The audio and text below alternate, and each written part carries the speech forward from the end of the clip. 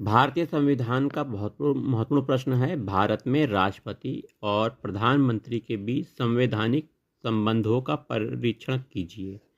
संभावित उत्तर हो सकता है, स्वतंत्रता प्राप्ति के बाद भारत में प्रधानमंत्री प्रकार की संसदीय शासन प्रणाली को ठीक उसी पैटर्न पर अपनाया गया जैसे ब्रिटेन में अपनाया है। अंतर केवल इतना रहा कि जहां ब्रिटेन में राष्ट्र अध्यक्ष के रूप में ताज क्राउन की सत्ता को स्वीकार किया गया है, वहीं भारत में संविधान निर्माताओं ने भारत को एक लोकतांत्रिक गणराज्य के रूप में स्थापित किया। अर्थात राष्ट्र अध्यक्ष वंशानुक्रम के में न होकर जनता द्वारा निर्वाचित होता है।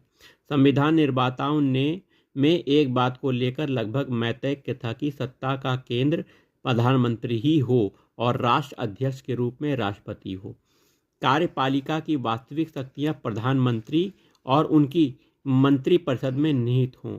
भले ही औपचारिक रूप से राष्ट्रपति कार्यपालिका का संवैधानिक प्रमुख हो, प्रधानमंत्री और उनकी मंत्रिपरिषद के सभी मंत्री राष्ट्रपति के नाम पर शासन चलाएं।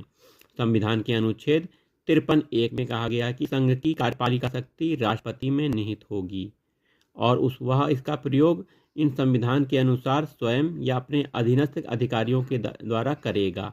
संविधान के अनुच्छेद 74(1) में कहा गया है कि राष्ट्रपति को सहायता और सलाह देने के लिए मंत्रिपरिषद होगी, जिसका प्रधानमंत्री होगा। राष्ट्रपति अपने कृत्यों का प्रयोग करने में ऐसी सलाह के अनुसार कार्य करेगा, जिसका अर्थ यह हुआ कि राष्ट्रपति कार्यपालिका संबंधी कार्य केवल प्रधानमंत्री और मंत्रिपरिषद की सलाह पर ही कर सकता है। संविधान के 44वें संविधान संशोधन के द्वारा अनुच्छेद 74(2) जोड़कर प्रावधान किया गया कि राष्ट्रपति मंत्रिपरिषद से ऐसी सलाह साधारणतः स्वीकार कर लेगा, लेकिन यदि वह उचित समझे तो ऐसी सलाह पर पुनर्विचार करने के लिए मंत्रिपरिषद को कह सकता है। यदि मंत्रिपरिषद ऐसे प्रस्ताव पर पुनर्विचार करके उसमें कोई संशोधन करे या ना करे, राष्ट्रपति को स्वीकार के लिए भेज सकती है, तो राष्ट्रपति ऐसी सलाह को मानने के लिए बाध्य होगा। संविधान का यह भी प्रावधान सत्ता के वास्तविक केंद्र के रूप में प्रधानमंत्री की नियुक्ति सर्वोच्चता प्रदान करता है। भले ही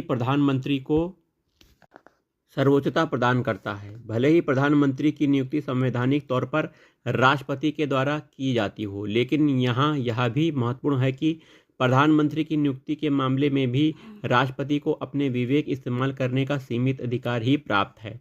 संसद में पूर्ण बहुमत प्राप्त दल द्वारा चुने गए नेता द्वारा सरकार बनाने का दावा प्रस्तुत